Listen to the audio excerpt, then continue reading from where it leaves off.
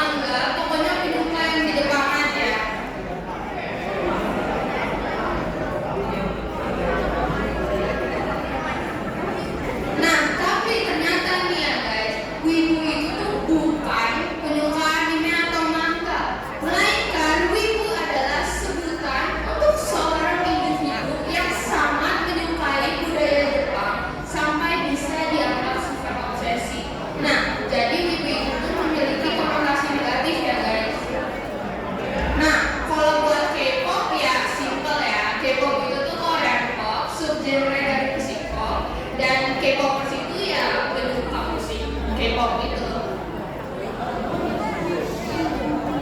Nah, kok konten wibu sama K-pop bisa masuk ke Indonesia?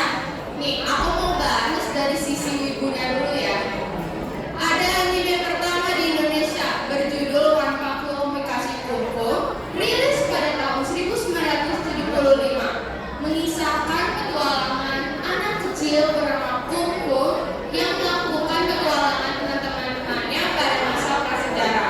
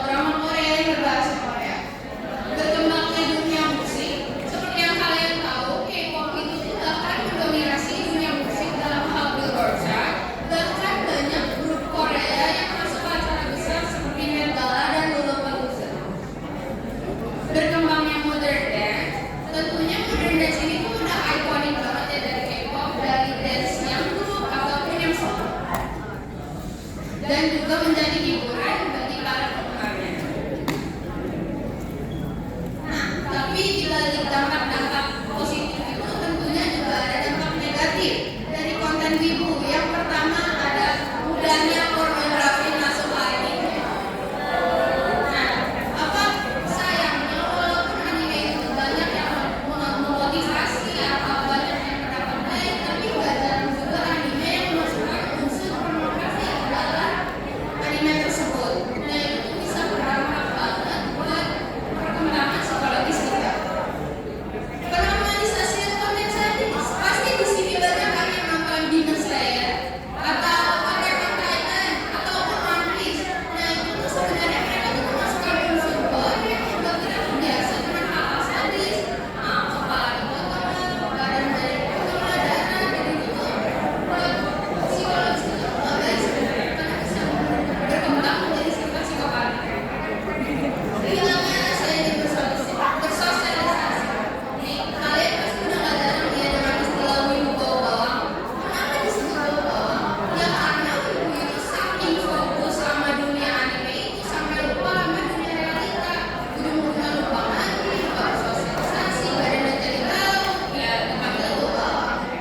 Nah, kalau buat dari konten K-pop, yang pertama ada mengikuti beauty standard yang ada di K-pop. Nah, K-pop itu kan udah ciri khasnya kan ya, mereka tuh cakep gitu, badannya langsing, lurus, putih, rambutnya smooth. Nah, itu tuh sebenarnya Korea memiliki beauty standard yang ekstrim. Nah, fans-fansnya itu nggak jarang malah ngikutin beauty standard itu yang malah bikin badan mereka tuh sakit.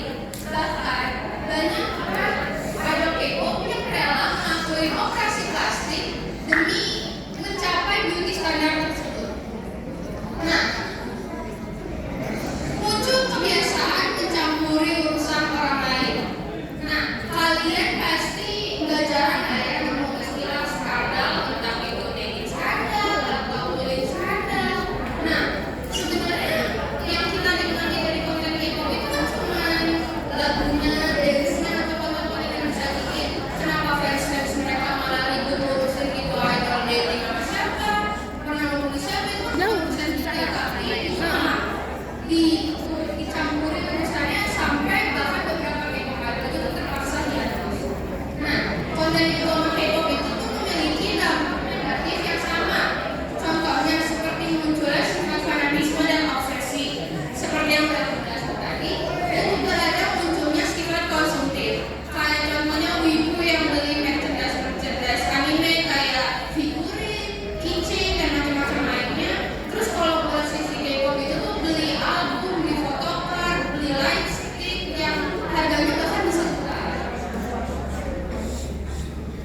Nah, kesimpulannya itu ada dua komunitas skala besar nih ya, wibu dan K-pop. Nah, muncul sifat fanatisme di dua fandom tersebut. Karena ada sifat fanatisme dari saling merendahkan dan ujung-ujungnya pertengkaran yang terus berlanjut. Nah, sifat fanatisme itu kan dampaknya macam-macam ya, terus nggak main-main juga. Gimana sih cara mengurangi sifat fanatisme ini? Yang pertama, ada menambah wawasan. Menambah wawasan seperti mengerti kalau misalnya kegemaran di dunia itu tuh bervariasi, bermacam-macam. Jadi kita nggak bisa terlalu berpaku pada selera kita yang ujung-ujungnya selera merasa kalau selera kita tuh lebih baik dari orang lain. Nah, dengan menambah wawasan itu kita belajar dengan cara toleransi. Kita harus menerima perbedaan-perbedaan itu, menerima perbedaan dengan menghargai, dan kita juga harus saling mengingatkan teman-teman kita seandainya ada teman yang memunculkan tanda-tanda memiliki sifat fanatisme itu. Dan kita juga harus berpikir secara rasional, jangan apa-apa dibawa emosi, jangan dikit-dikit sebut pendek sampai ujung-ujungnya ribut. Nah, mungkin segitu aja yang bisa aku bahas pada pembahasan kali ini. Izinkan aku pantun ya kalian kawan. Hidup kesepian tanpa kekasih.